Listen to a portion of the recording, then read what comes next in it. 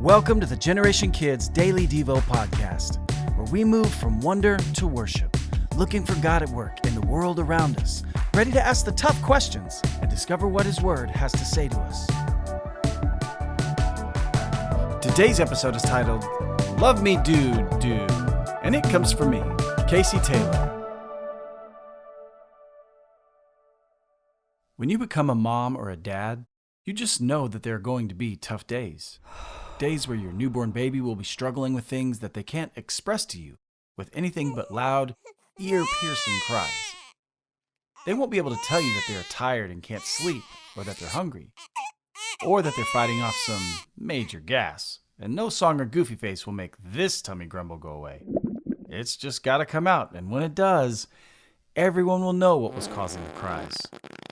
Whew.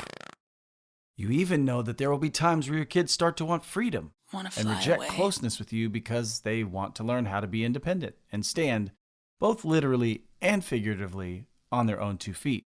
And you will have to let them fail, as babies and as people throughout their lives. But nothing, and I mean nothing, could have prepared me for the day that I slept 2 hours past the time that my oldest usually woke up, and for the moment I figured out why.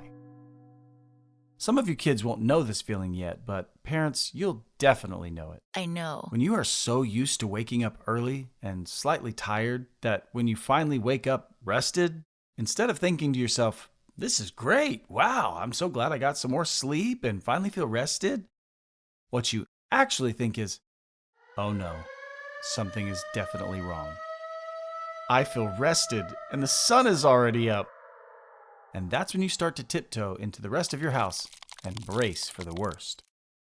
And on this day, the worst was waiting for me in ways that no one in our family will ever forget.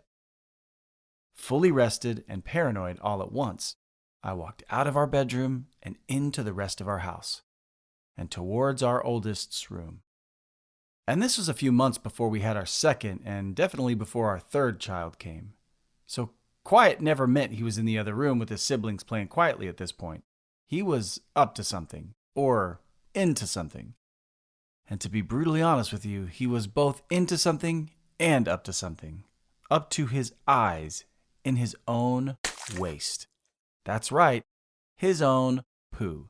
And he was fully immersed in it. He'd woken up, and since we hadn't gotten him yet, he started to explore the small universe within his crib. And eventually, he came upon his diaper, which he must have known was full and ready to be disposed of. But since he couldn't get out of his crib, he just made do with what he had available to entertain himself with. Or should I say, made doo-doo of what he had available.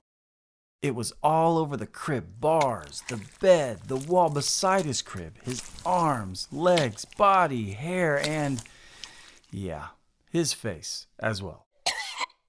Now, at this moment, he was literally as dirty and unclean as a kid could possibly be. And it was all of his own doing. Literally. In this moment, as gross as it was, all I could think about was trying to clean him up and put him in safe, clean hands so that I could turn that mess into the space that it was meant to be for him to play in. Clean, sterile, and fragrant.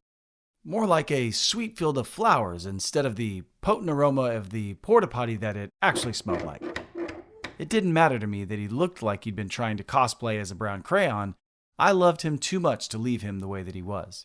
I snatched him up, tried to stay calm, and gave him a thorough shower, and then handed him off to Mom as I entered my little dude's brown abyss.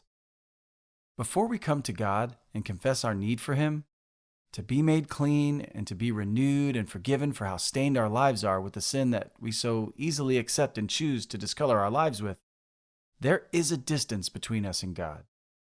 That distance is linked to God's perfection and our imperfection.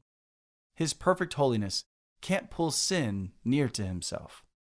But His desire is for us, to be close to us, to pull us into a big hug and show us how loved we are. So, even when we're covered and stained with the effects of our sin, He genuinely loves us.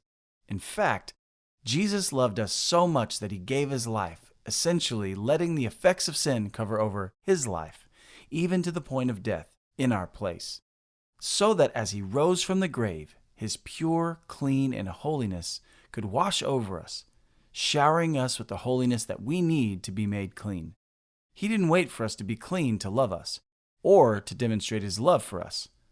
And we clearly see in Romans 5:8, where it says, "But God demonstrates his love for us in this: while we were still sinners, Christ died for us." Yesterday, we talked about how we should love because we were first loved. Well, today, we are reminded of what love looks like.